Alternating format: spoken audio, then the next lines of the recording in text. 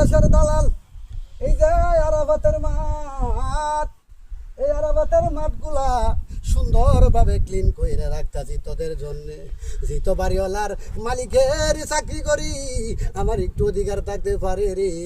যদি মালিকের কাছে চাই, মালিক মালিক যদি বলে কি চাস, আমি সর্বপ্রথম গেটে দাঁড়ায় বলবো, মালিক গো এই আরাফাতের ময়দানের গেটে থাকবো। যখন আমার এই দালালগুলা যখন আরাফাতের ময়দানে ঢুকবো, কাল কিয়ামতের মাঠে নাকি আসরের মাঠ হবে শুনেছি, মালিকু সেই গেটের মধ্যে থাকবো। আর ওদেরকে দইরা নিয়ে আপনার হাতে তুলে দিব।